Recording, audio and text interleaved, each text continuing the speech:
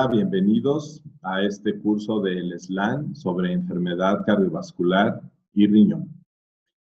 Mi nombre es Alejandro Chevaile Ramos. Yo soy profesor de medicina en la Facultad de Medicina de la Universidad Autónoma de San Luis Potosí, en San Luis Potosí, México. El día de hoy vamos a abordar el tema del uso racional de diuréticos en insuficiencia cardíaca.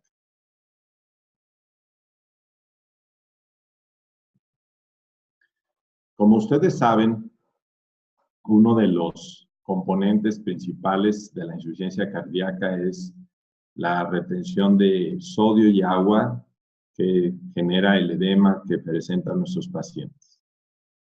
Como tal, los diuréticos forman parte integral del tratamiento de la insuficiencia cardíaca para tratar el edema.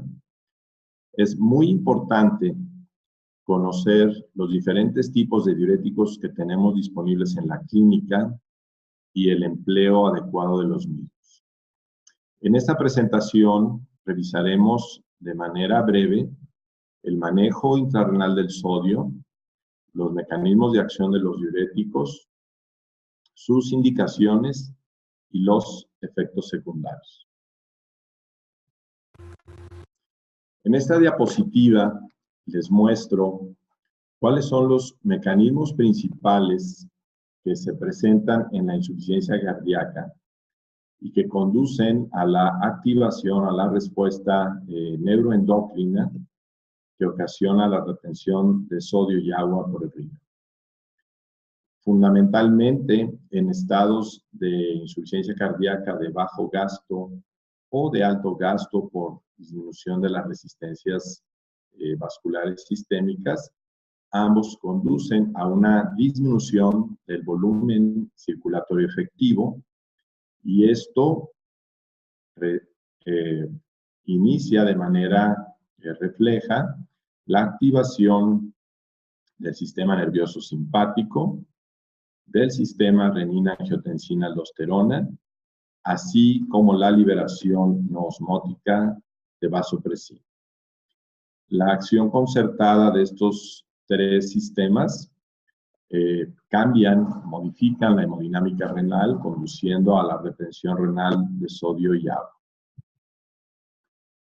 Aquí vemos cómo la activación de esos tres sistemas ocasionan ya a nivel intrarrenal, por un lado, vasoconstricción renal, disminuyendo la tasa de filtrado glomerular, disminuye la presión de perfusión renal, lo cual conlleva a reabsorción, a incremento en la reabsorción proximal de sodio y agua. De igual manera, el aumento de la actividad simpática alfa-adrenérgica y de la generación de angiotensina 2 y su efecto sobre el túbulo proximal, los tres aumentan la reabsorción proximal de sodio y agua. Este incremento en la reabsorción proximal de sodio y agua y la caída del filtrado glomerular disminuyen la entrega distal de sodio y agua a las porciones distales de la nefrona, y esto es uno de los mecanismos por los que está muy atenuada o hay resistencia a la acción de los péptidos natriuréticos. Aquí les muestro en este diagrama, en condiciones de eubolemia, cuál es el manejo intrarrenal de sodio que se realiza a lo largo de una nefrona. Como ustedes recuerdan, la mayor parte del sodio filtrado se reabsorbe en el túbulo proximal, representando aproximadamente el 67%. Este lugar se encuentra acoplado a diferentes sustancias, la reabsorción de sodio con glucosa, con aminoácidos, con bicarbonato. Posteriormente, en la rama ascendente gruesa del asa de Henle, se reabsorbe aproximadamente el 25% de la carga filtrada de sodio, y en el túbulo contorneado distal se reabsorbe alrededor de un 4% Y finalmente, en las porciones distales del conducto colector, en su parte cortical y medular, se reabsorbe otro 3%. De tal forma que en condiciones normales la excreción urinaria de sodio corresponde al 1% o menos, dependiendo de la ingesta. Este equilibrio se modifica dramáticamente, como se observa en la diapositiva, en pacientes con insuficiencia cardíaca y disminución del volumen circulatorio efectivo, con la activación de los sistemas que vimos anteriormente, el aumento en la actividad simpática del sistema renina-angiotensina-aldosterona y la liberación no osmótica de vasopresina. Todo ello conduce a un incremento en la reabsorción y retención de sodio y agua. Y como podemos ver en la izquierda, este incremento se da fundamentalmente en las partes proximales, donde la reabsorción proximal de sodio en experimentos medidos en modelos experimentales en ratas se eleva hasta un 80%. Y el resto de las porciones, pues, con una porción menor. Esto destaca la relevancia potencial que pueden tener algunas estrategias que en estas condiciones pudieran actuar bloqueando la reabsorción de sodio en el túbulo proximal. También se observa que a pesar de que el corazón y la circulación central libera cantidades elevadas de factores natriuréticos, como el factor natriurético auricular, pues dada la pobre entrega de sodio a las porciones distales, que es donde actúan estos péptidos, su impacto sobre la natriuresis realmente no existe. Aquí les presento cómo clasificamos, de acuerdo a su mecanismo y sitio de acción, a los diuréticos que utilizamos en la clínica. Se muestra en esta gráfica, otra vez está representada la imagen de un glomérulo, y vemos entonces que la primera clase de diuréticos actúan en el túbulo contorneado proximal.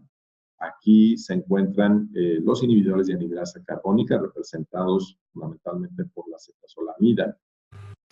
Recientemente, otro tipo de sustancias, los inhibidores del cotransportador SGLT2, se están usando para otras indicaciones y que no vamos a abordar en esta ocasión, pero que es importante que sepan que existen y que están dando lugar a algunas indicaciones interesantes para el manejo de los pacientes con nefropatía de Becker. Posteriormente, en la rama ascendente gruesa del asa de Henle, encontramos a los diuréticos de asa, su sitio de acción, representados pues típicamente por el furosemide, la bumetanida, torasemide, el ácido epaclínico. Como recuerdan, inhiben al cotransportador electroneutro sodio-potasio 2-cloro.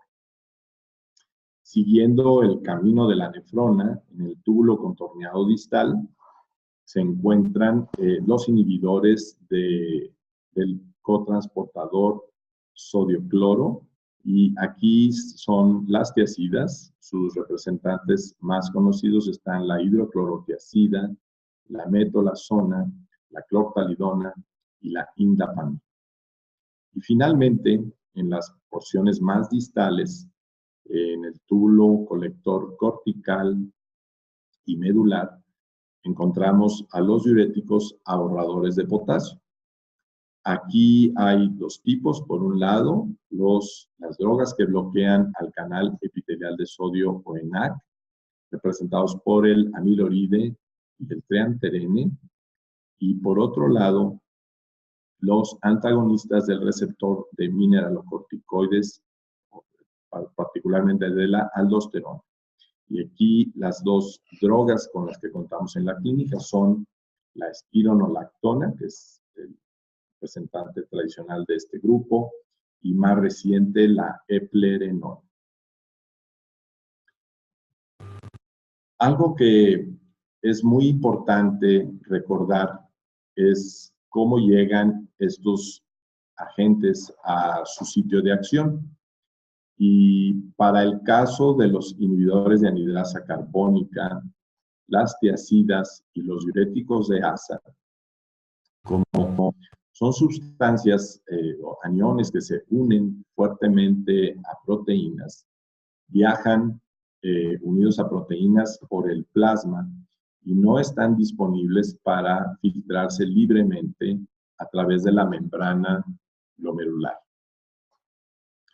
Por ello, la manera en que acceden a la luz del túbulo de la nefrona para llegar a su sitio de acción es a través de un mecanismo activo de secreción que se da fundamentalmente en la segunda porción del túbulo contorneado proximal.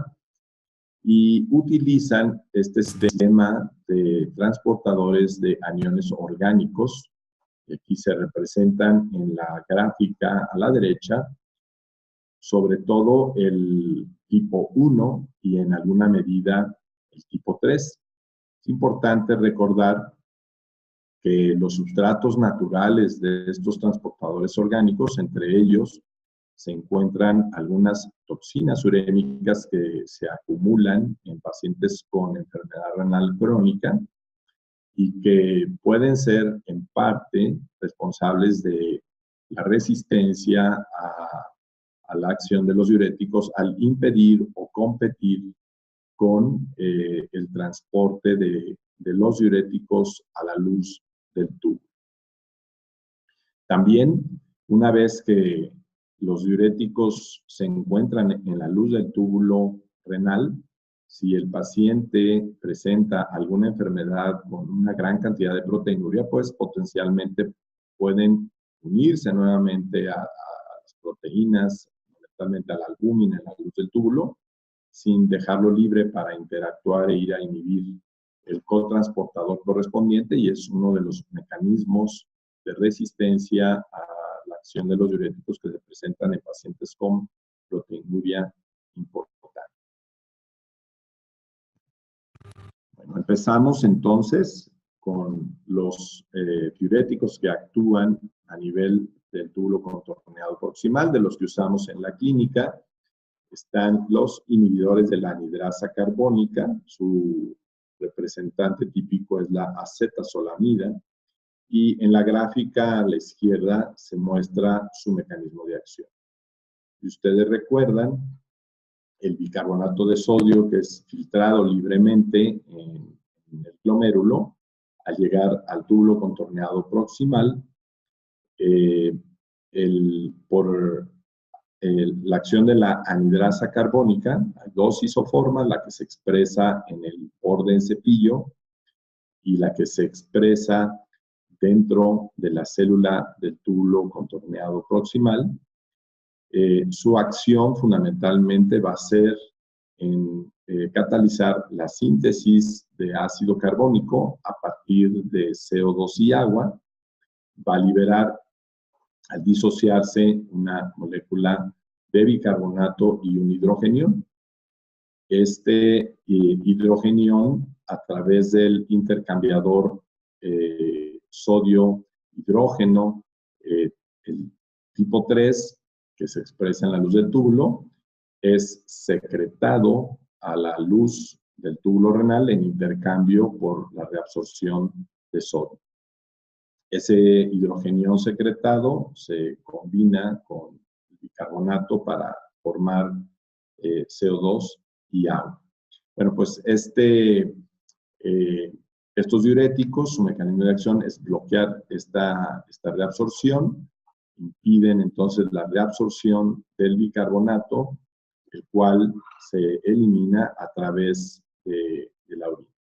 Su empleo como diurético es débil, dado que el sodio que se inhibe en su reabsorción a este nivel es reclamado por otros cotransportadores que están activos, tanto a nivel proximal y de manera distal en la rama ascendente gruesa del asa de Henle y en el túbulo contorneado proximal. Entonces, usados de manera aislada, como diurético, realmente su potencia generalmente es débil, y algunos de los usos que tienen es para corregir estados de alcalosis metabólica, particularmente cuando se acompañan de sobrecarga de volumen, y también otras indicaciones, el glaucoma de ángulo abierto y el mal de montaña. Siguiendo nuestro camino a lo largo de la nefrona, nos encontramos en la rama ascendente gruesa del asa de Henle, y aquí es el sitio de acción de algunos de los diuréticos que más empleamos. Son los diuréticos de asa, cuyo son inhibidores de este cotransportador del sodio-potasio 2-cloro. Ahora, en la nueva nomenclatura, se conoce como el NKCC2. Ustedes recuerdan que este cotransportador se expresa en la membrana apical y, como se muestra en la gráfica a la izquierda, reabsorbe una molécula de sodio, una molécula de potasio y 2 de cloro al interior de la célula.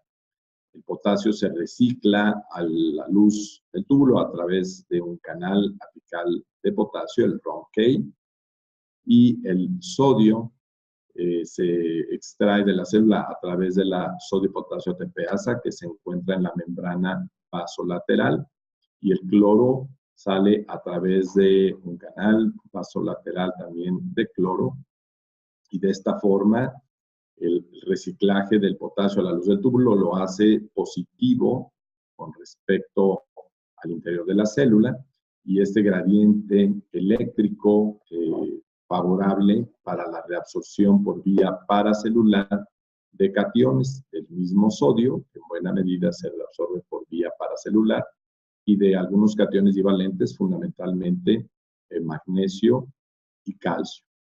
Por eso, al utilizar este tipo de diuréticos que bloquean al cotransportador, su efecto es, además de promover la excreción urinaria de sodio y potasio, también inhibe la reabsorción de magnesio y de calcio, presentándose déficit de estos iones. Como se muestra en la gráfica, en la membrana vasolateral de la rama ascendente gruesa del asa de Henle se expresa el sensor de calcio. Y este sensor, sabemos ahora que cuando es estimulado por calcio a través de la membrana vasolateral, por las vías de señalización intracelular, inhibe también al transporte en este nivel, en este segmento de la nefrona, tanto a NKCC2 como a ROMK. Y de esta manera produciría o produciría calciuria, aumento en la calciuria para corregir la calcemia. Como comentamos, es de los grupos de diuréticos más potentes que disponemos. Se emplean mucho para el manejo de los estados edematosos de insuficiencia cardíaca, el tema que estamos tocando hoy, y otros como la insuficiencia hepática, síndrome nefrótico, fundamentalmente. También por su mecanismo de acción se utiliza para corregir estados de hipercalemia, de hipercalcemia, en algunos casos de hiponatremia con secreción inadecuada de hormona antidiurética, y ayudan al producir una médula renal menos hipertónica al bloquear este mecanismo de generación de la misma, y también en la prevención de la insuficiencia renal aguda poliúrica. Siguiendo nuestro viaje en la nefrona, nos encontramos posteriormente con los diuréticos que actúan en el túbulo contorneado distal. Se conocen este grupo como tiazidas, y inhiben al cotransportador electroneutro sodio-cloro. Aquí en la gráfica de la izquierda les muestro una célula epitelial de túbulo contorneado distal, y los diuréticos de tipo tiazida inhiben a este cotransportador.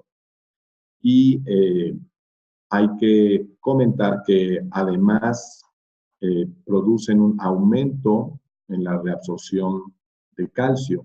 Entonces, a diferencia de los diuréticos de asa, las tiazidas disminuyen la calciuria. Como diuréticos, su potencia es menor como grupo a los diuréticos de asa, y esto tiene que ver con el porcentaje de reabsorción de sodio que se da en cada segmento. Y es importante mencionar que si el filtrado glomerular está disminuido, y en pacientes con enfermedad renal crónica que tengan filtrados glomerulares menores a 40, su efectividad, empleándolos de manera aislada, se ve reducida. En esos casos, pues es preferible usar un diurético de asa. El empleo de estas tiazidas, pues es fundamentalmente para el manejo de la hipertensión arterial, donde es una extraordinaria droga y se puede usar como coadyuvante con otros antihipertensivos, y también para el manejo de estados edematosos. Y por este efecto de disminuir la calciuria, se utiliza en pacientes con litiasis renal, donde la fisiopatología de la misma es la hipercalciuria.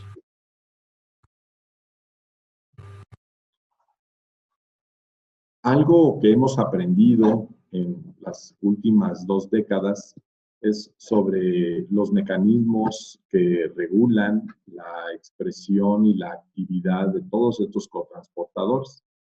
Y en esta gráfica les muestro algunas de los avances que se tienen sobre la actividad de este transportador, del NCC. Y ustedes pueden ver así de manera simple, hay esta red de sinasas, las WNK, las que más se han encontrado involucradas para el caso de estos transportadores son la tipo 1 y 4, que a su vez van a influir fosforilando otras sinasas como la SPAC y la OSR1, cuyo blanco a la vez es fosforilar al cotransportador sodio-cloro y de esta forma incrementar su actividad. Y también se sabe que estas WNK sinasas modulan el tráfico de las vesículas que llevan estos cotransportadores para aumentar su expresión. Entonces, por estas 2 vías se sabe que regulan. A su vez, la actividad de las sinasas se encuentra bajo la influencia de varias hormonas. Aquí se muestran algunas de ellas, por ejemplo, la aldosterona, que la incrementa, la angiotensina 2, la vasopresina, y algunas drogas pueden también participar. Ya habíamos comentado que para el caso del cotransportador sodio-potasio 2-cloro en la rama ascendente gruesa de la asa de Henle, el sensor de calcio también participa modulando su actividad. Y seguramente en los años que vienen iremos aprendiendo más sobre todas estas complejas interacciones y de las diferentes vías que regulan la actividad de estos transportadores. Y por supuesto, cada una de ellas pues es un blanco potencial para el desarrollo de nuevas drogas que pudieran emplearse para modular su actividad como diuréticos. Siguiendo nuestro viaje en la nefrona, llegaríamos finalmente a los diuréticos que actúan en el túbulo colector. Estos son conocidos como los diuréticos ahorradores de potasio y pertenecen fundamentalmente a 2 grupos. Unos, los que actúan directamente sobre el canal epitelial de sodio, uniéndose a una de sus subunidades para bloquear su acción, y el otro a los antagonistas del receptor de mineralocorticoides. A la izquierda se muestra en el gráfico cuál es su mecanismo de acción. Aquí está representada una célula principal del túbulo colector, y podemos ver para el caso del amiloride y el treanterene cómo se unen al canal epitelial de sodio y bloquean la reabsorción de sodio a través del mismo. El otro mecanismo de acción se da a través de los antagonistas del receptor de mineralocorticoides, representado aquí en la gráfica, por la espironolactona, que bloquearía la actividad de la aldosterona. Como ustedes recuerdan, una de las funciones importantes a este nivel, acoplado a la reabsorción de sodio por el canal epitelial, se secreta en intercambio a un lumen que queda electrogénicamente negativo, potasio a través de este canal ROMK. La aldosterona, a través de sus acciones genómicas y no genómicas, activa a la mayor parte de los bombas y transportadores que participan en este mecanismo. Aumenta la actividad y la síntesis de la sodio-potasio ATPasa, de la expresión del canal epitelial de sodio o ENaC y de ROMK. La acción final es que van a aumentar la excreción de potasio y, por tanto, al bloquear su efecto, ya sea bloqueando el canal epitelial de sodio o bloqueando el receptor de mineralocorticoides, lo que observamos o evitamos es la pérdida de potasio urinaria. Nos ayudan a retener potasio y, claro, como efectos secundarios, si no se toman precauciones con la dosis y el escenario nervioso, pues potencialmente pueden ser una causa de hipercalemia grave. Su empleo como diurético es débil y realmente, como ya lo señalé, su principal función es usarlo como ahorrador de potasio. Se puede usar en algunos estados edematosos que cursan con hiperaldosteronismo secundario importante, típicamente en la ascitis que se presenta en pacientes con hepatopatía. Y como ustedes recuerdan, pues también este tipo de drogas se utilizan como cardioprotectores, dan algún efecto para disminuir la proteinuria. Ya hemos comentado en casos de hiperaldosteronismo primario y en algunos casos que cursan con hipocalemia por toxicidad por litio y la amphotericina, y en esta entidad poco frecuente que es el síndrome de Leiden, donde se da una activación permanente por una mutación en una de la subunidad alfa, gamma, del canal epitelial de sodio. Como ya lo comenté, un efecto secundario potencial del mecanismo de acción de estas drogas es el desarrollo de hipercalemia, y por ello no se recomienda emplearlos en pacientes que cursan con filtrado glomerular menor a 30 mililitros por minuto. Pues para enfermedad renal crónica, estadios 4 o menos, no debieran usarse idealmente.